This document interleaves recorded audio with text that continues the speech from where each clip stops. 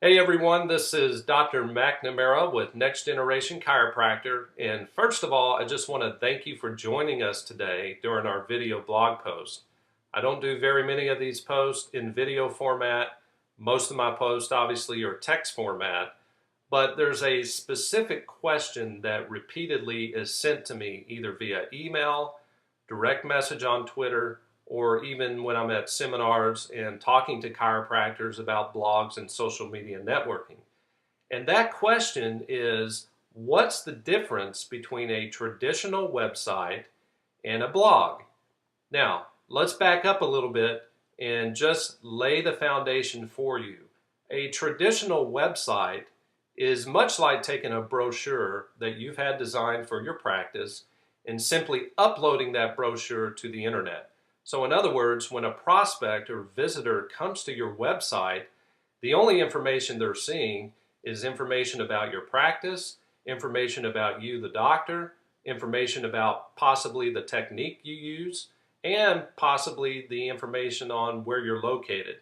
Now, that type of website isn't going to generate any more traffic because once they read that information, they're gone. There's nothing else there that interests them, and there's nothing else there to stimulate them to come back. So that is what we would consider a traditional website. It's Web 1.0. Now, Web 2.0 is a blog. Now, a blog, if you've been paying attention and reading the blog posts that I've been posting over the last several months, the blog really is the hub of all of your online activity. So, for instance, the content on your blog is updated on a consistent basis. That's the key. When you don't update the content on a consistent basis, then you limit Google from pushing your website up further in the rankings. So for example, a traditional website will not necessarily be indexed very often by Google because if the content isn't changed, it'll be indexed once or twice and then it just sits out there becoming stale and is pushed down in the rankings. With a blog, what happens is every time you post a blog post, it pings Google, and then Google will come along and index that new blog post, and it throws your website higher up in the rankings. Now, there are other techniques in terms of search engine optimization. You've got to be using the right theme. If you're using a WordPress blog, there's certain coding that needs to be utilized. It is an art and a science as well. But the more content you throw out there, the more possibilities you have of increasing your ranking through your blog. So that's one reason why you want to have a blog. The second reason is Web 2.0 is all about the conversation and building relationships with customers and prospects. And I'll let you know, in today's world and today's technology, the customer is in control. You are no longer in control.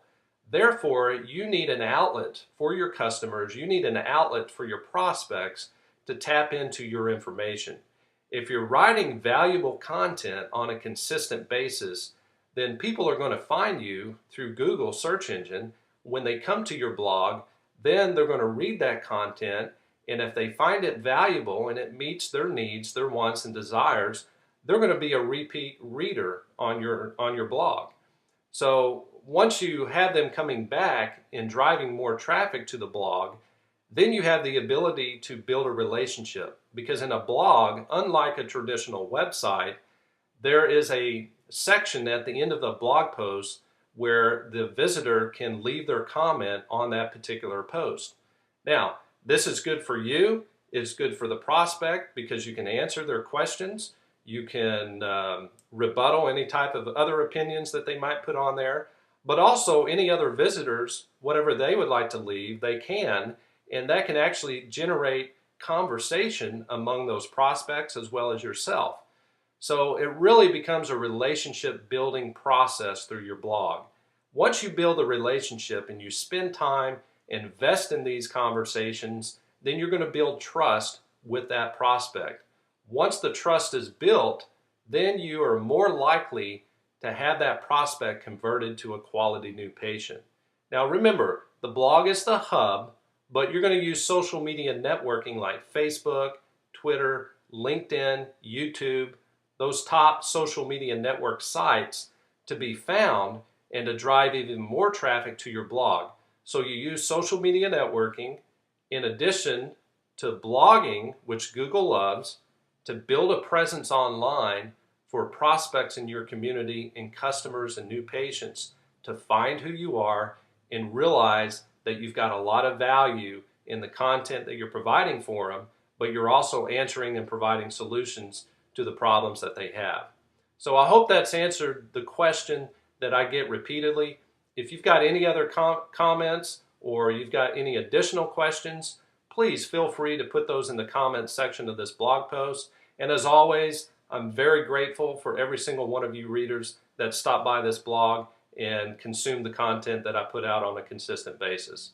All right, have a great weekend and enjoy the patients. Love your practice, love chiropractic, and give the very best that you can to the people in your community. Have a great day.